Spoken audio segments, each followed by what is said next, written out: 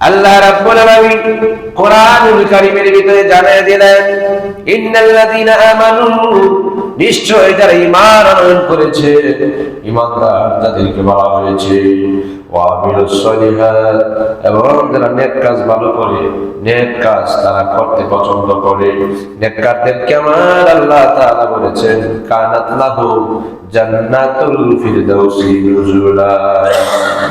আল্লাহ রাব্বুল আলামিন ওই দুই দল ব্যক্তিদের জন্য জানিয়ে দিতেছেন, শোনো, তোমাদের জন্য জান্নাতুল ফিরদাউস আমি আল্লাহ বরাদ্দ করে রেখে দিয়েছি।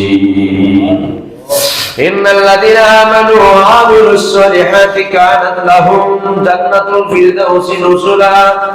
আমি আল্লাহ তোমাদের জন্য জান্নাত বরাদ্দ করেছি যারা ঈমান আনয়ন করেছে, যারা নেক কাজ পছন্দ করে, ভালো কাজ ভালো মনে করে, খারাপ কাজ খারাপ মনে করে, ভালো কাজটা ভালো মনে করে বান্দা বান্দিরা যখন ভালো কাজ শুরু করে দেয়, খারাপ কাজটা খারাপ মনে করে যখন বান্দা বান্দিরা মন থেকে ছেড়ে দেয়, এদের জন্য আমার আল্লাহ কয় জান্নাতুল ফিরদাউস আমি আল্লাহ নিজের সাফ কাওলা করে রেজিস্ট্রি করে দিয়েছি।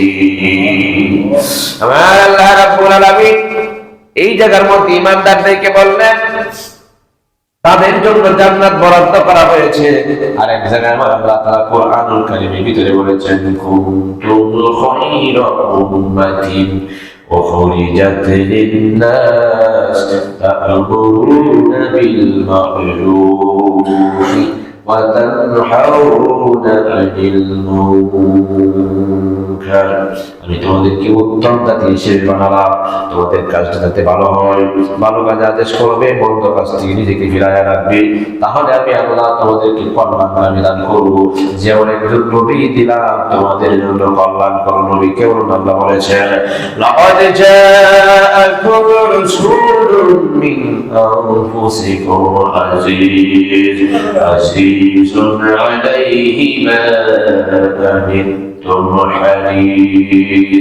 حريص عليكم بالمؤمنين رؤوف رحيم فإن تولوا فقل حسبي الله لا إله إلا هو عليه توكلت وهو رب العرش العظيم। এমন একজন মহানবী তোমাদের মধ্য থেকে দান করলাম আমি আল্লাহ তাআলা। লাকাদ জাআকুম রাসূলুম মিন আনফুসিকুম, এমন একজন নবী দিলাম তোমাদের মধ্য থেকে, তোমাদের নবীকে পাঠালাম। কেমন নবী জানি, হারিসুন আলাইকুম বিল মুমিনিনা রাউফুর রহিম, তোমাদের জন্য তোমাদের নবী বড় দয়ালু হবে, তোমাদের জন্য তোমাদের নবী বড় মায়াদার হবে, আর তোমাদের জন্য তোমার নবী হলো রাউফুর রহিম। আমি আল্লাহ দয়ালু, নবী বানাইলাম তোমাদের জন্য দয়ালু। আর এক জায়গায় নবীজিকে বাবাজিরা আমার হারিসুন বলা হয়েছে এই আয়াতের বিবরণে। আর এই হারিসুন শব্দের অর্থ হচ্ছে বাবাজিরা আমার আকাঙ্ক্ষা, নবী প্রত্যাশা করা, কি জানি দেয়, দানের আশা করা। আমার নবী উম্মতের নাজাতের আশা আল্লাহর কাছে সব সময় করে। এজন্য বলেছেন নবীর লোভ আছে, বেঈমানেরা বলতো, আল্লাহ বুঝাইয়া দিলেন আমার নবীর দুনিয়ার লোভ নয়, টাকার লোভ নয়, পয়সার লোভ নয়, নারীর লোভ নয়, আমার নবীর লোভ হচ্ছে উম্মতকে নাজাত করে দেওয়া। এরপরে আল্লাহ রাব্বুল আলামিন ফুরকানুল হামিদে কোরআনুল মাজিদে আরেক জায়গায় আমার নবীর শান বলতে যায় আল্লাহ তাআলা তুলে ধরেছেন। আমার আল্লাহ তাআলা বলেন, কুল আতিউল্লাহ ওয়া আতিউর রাসূল ওয়া উলিল আমরি মিনকুম। আল্লাহ তাআলা বলেছেন তোমরা আমি আল্লাহর আনুগত্য করো। নবী গো আপনি বলে দেন, কুল আতিউল্লাহ, তারা যেন আমি আল্লাহর আনুগত্য করে, আল্লাহকে যেন তারা ফলো করে, আল্লাহকে যেন তারা অনুসরণ করে, ওয়া আতিউর রাসূল, এবং তারা যেন আপনার নবীর আনুগত্য করে। এরপরে কি বলছেন, ওয়া উলিল আমরি মিনকুম, তারা যেন তাদের আমিরকে মানে, তারা যেন তাদের নেতাকে মানে, তারা যেন তাদের বাদশাকে মানে, তারা যেন তাদের দ্বীনের পথে চলার পথে উস্তাদকে মানে, মুরব্বিদেরকে যেন তারা মানে, সম্মান করে, তাজিম করে।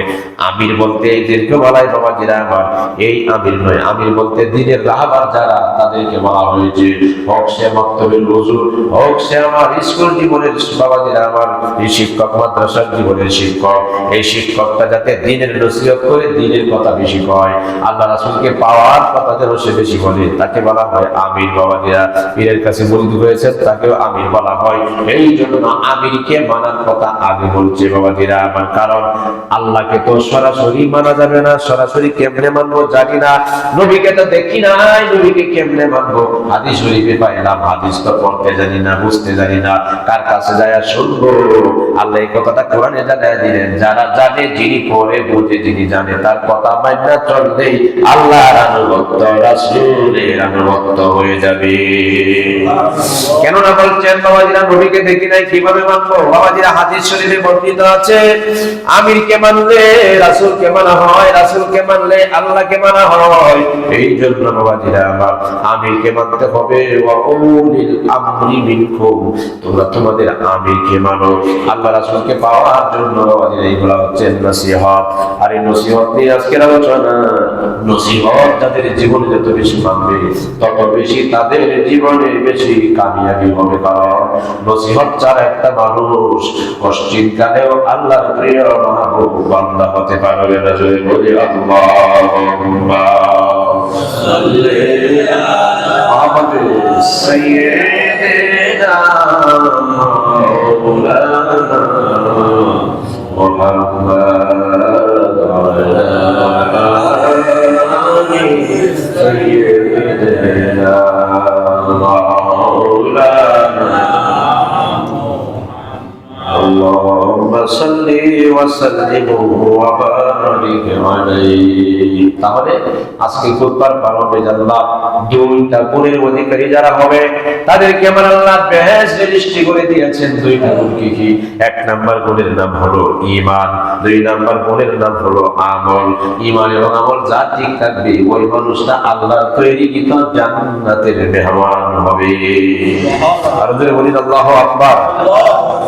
বাবাজিরা রে, বন্ধুরা রে, আমার গভীর মনোযোগ। ও মুসলমান ইমানদার, এই জন্য আসুন, এক জায়গার মধ্যে চারজন মানুষ রওনা করেছে, চারজনের মধ্যে একজন আল্লাহর ওলি আছে। বাবাজিরা আমার, আমরা পীরের পিছনে দৌড়াই, পীরের মুরিদ হই, পীরের দরবারে যাই, পীরের খেদমত করি। কই, আমরা তো পরিবর্তন নাই। আমরা শুধু খালি মুরিদ হইলাম কথা ঠিক, নসিহত শুনলাম কথা ঠিক, এটাই বাস্তব। বাবাজিরা আমার, পীরের সেবা করি, খেদমত করি, নিজের ভিতরে তো কিছু ঢুকাইতে পারলাম না, নিজের তো নিজের পীরের মতো বানাইতে পারলাম না। পীরের মুরিদ হওয়া মানে পীরের রঙে রঙিন হয়ে যাওয়া, পীরের আদেশ নিষেধ মেনে চলা, এটাকে বলা হয় মুরিদ। পীর হলো ফার্সি শব্দ, এটা আরবিতে কয় মুর্শিদ। মুরিদ হলো ফার্সি শব্দ, বাংলাতে কয় অনুসরণকারী। কারে অনুসরণ করবে? পীরের অনুসরণ করবে। কেমন পীরের অনুসরণ করবে? যে পীরের মাধ্যমে আল্লাহ রাসূলের দিদার পাওয়া যায়, এমন পীরকে আত্মার বন্ধু বানাইতে হবে। বাবাজিরা আমার, একজন পীরের কাছে মুরিদ হলো, এমন কোনো অন্যায় নাই, জীবনে করে নাই, জিনা করতে কম করে নাই। বাবাজিরা আমার, হালাল হারামের কোনো সিজলাস নাই, কোনো কিছু নাই, কোটি কোটি টাকার মালিক হয়ে গেল অল্প দিনে। এরপরে লোকটা বাবাজিরা আমার মানুষে বোঝায় সোজায় নিয়ে গেল, এ মানুষ, তুমি চলো অমুকের দরবারে যাও, তোমার তো আল্লাহ কম দেয় নাই। বাবাজিরা আমার, দেখবে বড় লোক যারা একটু বেশি হয়, অন্তরটা বাবাজিরা আমার একটু শক্ত টাইপের থাকে। এটা কোরআনের কথা। বাবাজিরা আমার, যারা ধর্মবান ব্যক্তি অধিকাংশই এদের দিল থাকে শক্ত, নরম হয় না, মনটা কঠোর থাকে আল্লাহর প্রতি। বাবাজিরা আমার, তাদের মনে তো বেশি কাঁদে না, কারণ অট্টালিকা সম্পদ, দালান কোঠা, বিল্ডিং বাড়ি, এদের জন্য বাবাজিরা আমার সবচাইতে বেশি একটা আপন মনে হয় ও মুসলমান ইমানদার গরিব মানুষ যারা, নবীজি কয় তারা আল্লাহর কথা কইলে, নবীর কথা কইলে তারা বেশি কাঁদে। ও বাবাজিরা আমার, কারণ জানেননি এটা এমন একটা আল্লাহ তাআলা এদের কলমের ভিতরে একটা মোহর আল্লাহ তাআলা অঙ্কিত করেছেন। ও বন্ধু, এদের কলমটা একটু শক্ত আল্লাহ বানায় দিয়েছেন আস্তে আস্তে করে। কেন জানেন জি? আল্লাহ কয় তুমি যেটা চাইছো এইটা আমি আল্লাহ তোমার দান করে দিলাম। আমরা যেটা চাই আল্লাহ সেটা দান করবে। আল্লাহ কয় বান্দা তুমি যা চাইবা আমি আল্লাহর কাছে তা পাইবা। কেমনে বুঝাইতাম? ও বন্ধু, আল্লাহ সবচেয়ে বড়। এটা কাফেররাও মানে, হিন্দুরাও মানে, বৌদ্ধরাও মানে। সুর বেড়া যে চুরি করে রাই তুই যে এই বেড়া আরো বেশি মানে আল্লাহ বড়। ঠিক কিনা বলুন?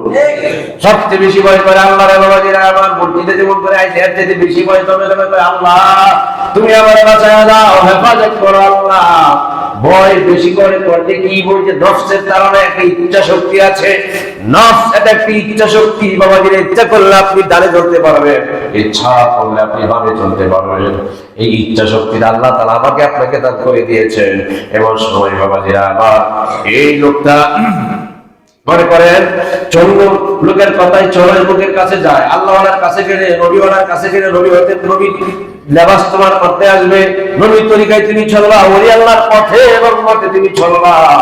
বাবাজির লোকে বোঝায় আত্মারে নিয়ে গেল, নিয়ে আত্মারে বায়াত করাইলো, মুরিদ করাইলো। বাবাজিরা আমাদের কোটি কোটি সম্পদের মালিক বায়াত যখন করছে তখন বলছে আমি জীবনে আর গুনাহ করবো না, অন্যায় করবো না, অপরাধ করবো না, পাপ করবো না। যত গুনাহ করেছি সব গুনাহ মাফ করে দাও। প্রমিস করে ফেলেছে, ওয়াদা করে ফেলেছে, আল্লাহর সাথে ওয়াদা করেছে কোনদিন জিন্দেগিতে আল্লাহর ধোঁকা দিবে না। বাবাজিরা আমার বায়াত গ্রহণ করলো, করার পরে তখন বাড়িতে আসলো। বাবাজিরা আমার বাড়িতে আসার পরে বিবির সাথে বিবি আমি তো দরবারে গেলাম, লোকের কাছে গেলাম, মুরিদ হলাম। বিবি কয় মুরিদ হয়েছেন? কয় হ্যাঁ। বিবি রে, তার হাতে যখন আমি হাত দিয়ে বায়াতের আসন গ্রহণ করলাম, ওয়াদা করলাম, প্রবেশ করলাম, জীবনে বহু নামাজ চিনেছি, জীবনে বহু তিন সম্পদের মাল আমি আত্মসাৎ করেছি, মানুষের অনেক সম্পদ আমি লুণ্ঠন করে ফেলেছি। বিবি, আজকের এই সম্পদ আমি কি করব? আমার পিসাব বলছি সম্পদ সাথী হবে না, ভাই বেরাদার সাথী হবে না, বন্ধু বান্ধব সাথী হবে না, এই সমস্ত কিছু ফেলে রেখে একদিন মাটির পথে আমার সইতে হবে। তাই বলো না, আজকে হারাম সম্পদ দিয়ে আমি এত সুন্দর করে 10তলা 20তলা বিল্ডিং বানাইলাম, এটা করণীয় কি? আজকে আমার ব্যাংক ব্যালেন্স ভর্তি টাকা আছে, করণীয় কি? আমি তো ওয়াদা করে ফেলেছি আর কোনোদিন অন্যায় করবো না, অপরাধ করবো না। ও বাবাজিরা রে, বন্ধুরা রে আমার, ও বন্ধু, বিবি কয় স্বামী গো, এইটাই তো আল্লাহর কাছে আমি তাহাজ্জুদ করে ফরিয়াদ করতাম, আল্লাহ যেন আপনার একটা মানুষের মতো সোনার মানুষ বানায় দেয়। আমি দিনে যদি একবার খাইতাম আমার মনে দুঃখ ছিল না, বিল্ডিং করে শান্তি নাই, স্বামী স্ত্রীর মধ্যে যদি ভালোবাসা মহব্বত থাকে, গাছতলায় ঘুমাইলেও তার চেয়ে বেশি শান্তি। যদি স্ত্রীটা দিনের পথে চলে, তরিকার পথে চলে, আল্লাহ চিনে, রসুল চিনে, বাবাজিরা আমার, স্বামী রাখলে কই বিবি ওয়াদা করছি সময় তো বেশি নাই, মরণ হওয়া লাগবে, সমর দেরি কখন এসে যায়। ডাক দিয়া কয় স্বামী গো, আপনার যত সম্পত্তি আছে, গরিব মিসকিন ফকির যারা আছে এদেরকে সমাজে বিলীন করে দেন, দরকার নাই। বাবাজিরা আমার সব বিলীন করে দিল, সমস্ত সম্পত্তি গুলি মসজিদ মাদ্রাসায় দিল না, শুধু খালি গরিব আর গরিবদেরকে বিলায়া দিয়া রাস্তা ফকির হয়ে গেল। বাবাজিরা আমার, কারণ সম্পদের মালিক তো আমি না, হারাম টাকা জমাইছি, হারাম মাল জমাইছি বলি আমার না, আমি তো আমার না। বিলীন করে দেওয়ার পরে এই লোকটা বাবাজিরা আমার মোরা খাওয়া করে, মুশাহাদা করে, মুজাহাদা করে, সে আল্লাহর জন্য ফানা হয়ে গেছে, নবীর জন্য ফানা হয়ে গেছে। বাবাজিরা আমার, বাবাজিরা রে, তৎকালীন সময়ে হাতে হাতে হাইটা পায়ে হাইটা সফর করতো, ভ্রমণ করতো। এই লোকটা পরহেজগার হয়ে গেলে জন্য আজকে বাবাজিরা আমার খুব আলোচনার বিষয় সাধারণ নসিহত। ইন্নাল্লাযীনা আমানু ওয়া আমিলুস সলিহাত, আল্লাহ তাআলা বলেছেন নিশ্চয়ই যারা ঈমান আনয়ন করেছে, নেক আমল শুরু করেছে, তাদের জন্য আমার আল্লাহ জান্নাত রেখে দিয়েছে। সুবহানাল্লাহ। এখানে বলে নাই বাবাজিরা আমার কোটি কোটি টাকার মালিক, এখানে বলা হয় নাই বড় হুজুর, এখানে বলা হয় নাই সমাজের বড় লিডার, এখানে দুইটা গুণের কথা কইছি, ইন্নাল্লাযীনা আমানু, একমাত্র যারা ঈমান আনয়ন করবে। দুই নাম্বার গুণ হলো আমলদার, যারা নেককার সলিহিন পরহেজগার।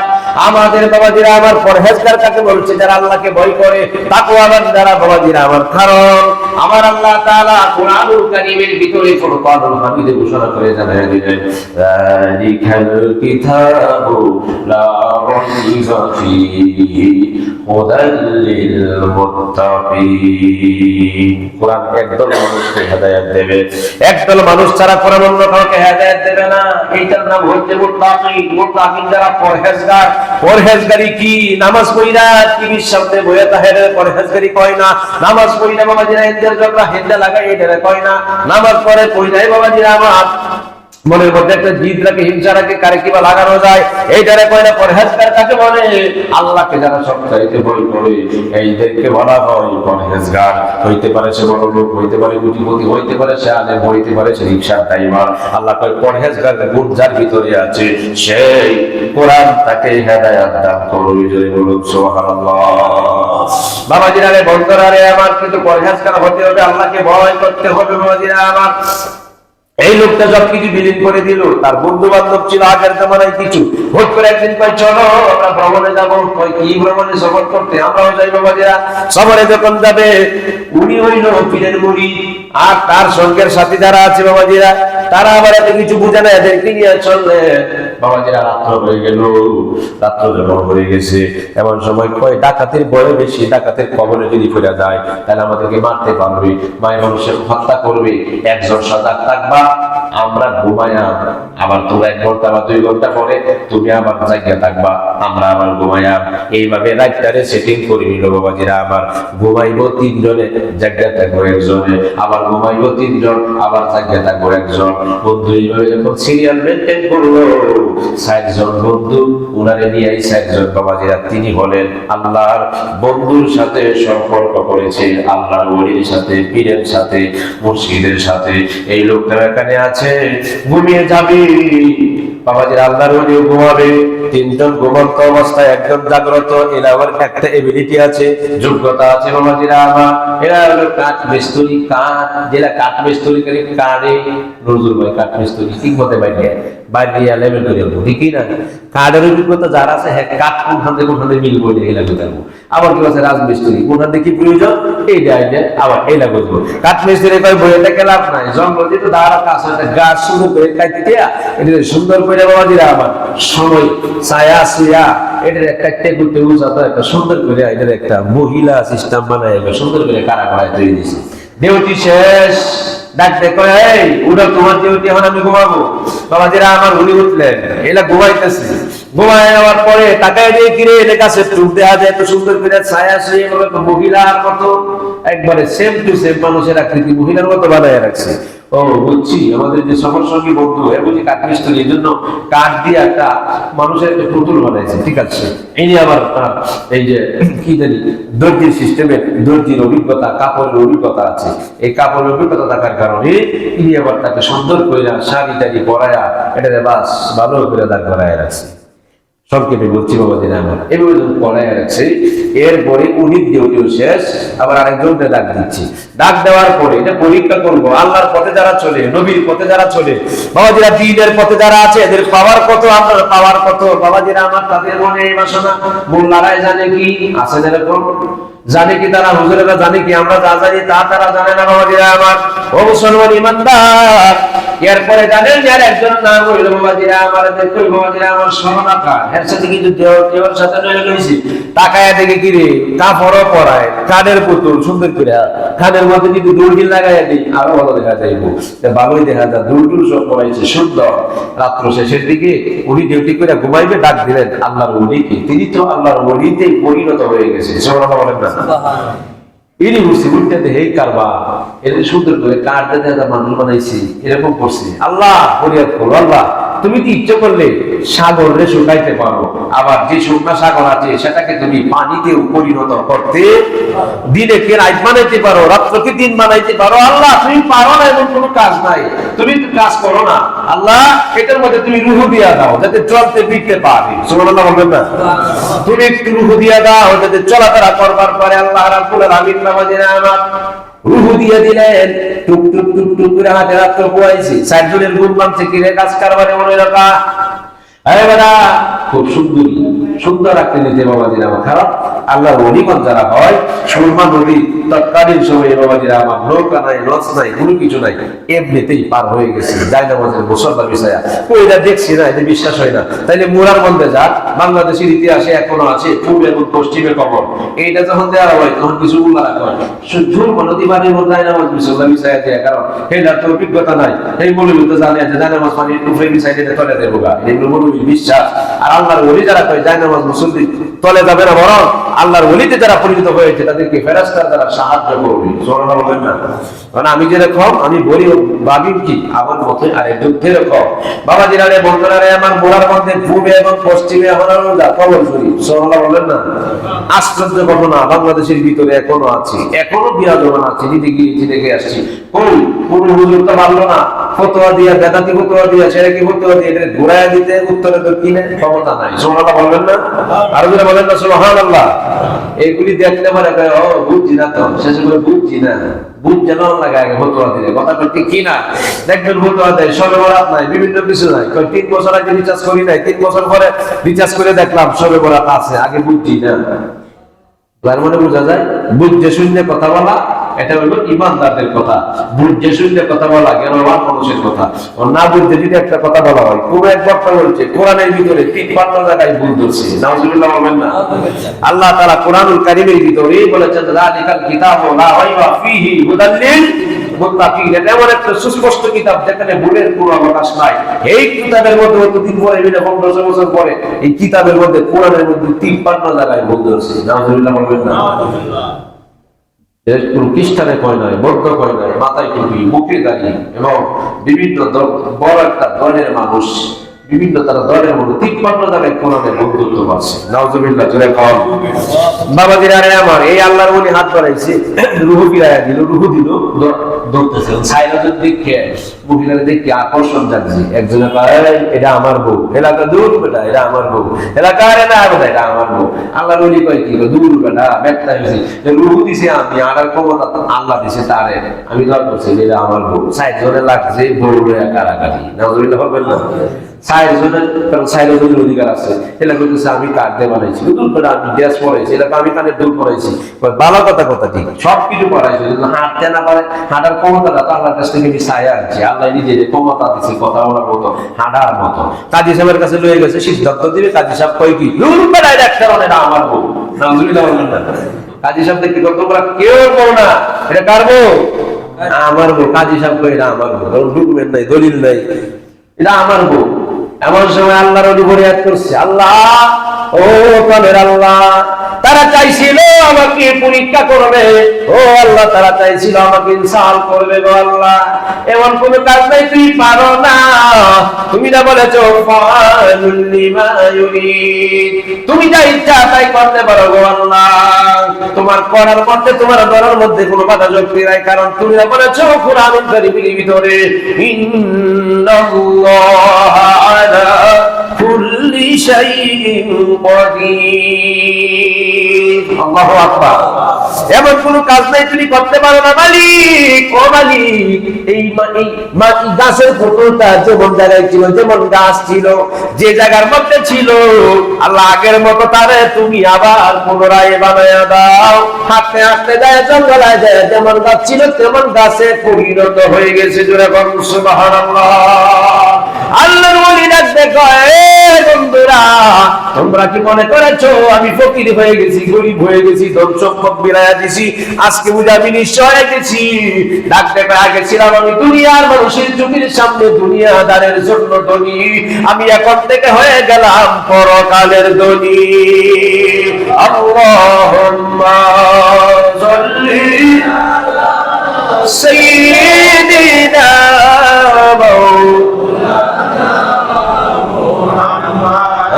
وعلى آل سيدنا